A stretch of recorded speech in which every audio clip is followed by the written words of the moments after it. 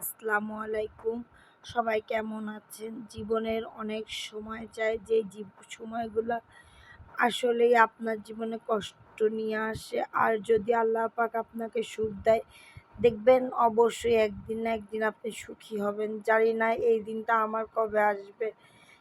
তারপরও চেষ্টা করি ২ সন্তানকে নিয়ে একটু সুখে থাকার জন্য।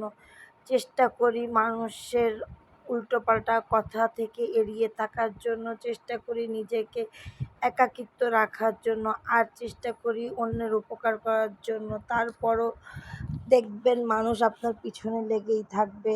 এই জিনিসটা আল্লাহ পাক কবে যে মানুষের মন থেকে উঠাবে আল্লাহই ভালো জানে।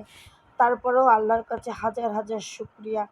আমার জীবনে অনেক বড় ঘটনা আছে যেগুলা হয়তো সোশ্যাল মিডিয়ায় মানে আপলোড করলে জানি না কে কীভাবে নেবে, কিন্তু তারপরও নিজের অনেক ব্যক্তিগত কথা আছে যেগুলো সবসময় বলা উচিত না।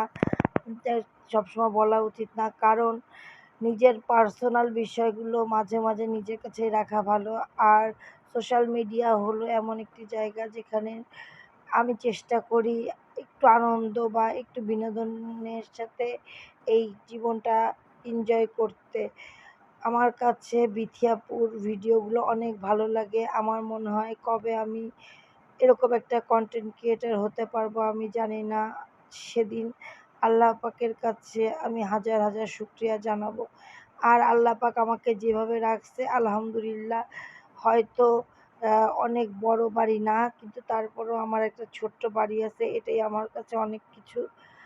আর দ্বিতীয় কথা, যদি কখনো কোনো উন্নতি করতে পারি আল্লাহ পাকের কাছে সেদিন হাজার হাজার শুকরিয়া জানাবো।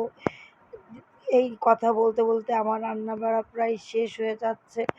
তারপরেও আপনাদের সাথে আমি সব কথাই শেয়ার করব। যদি আপনাদের ভালো লাগে তাহলে অবশ্যই আপনারা আমাকে এই ইউটিউবের কমেন্টের মাধ্যমে জানাবেন যে আমার জীবনী সম্পর্কে জানতে চান।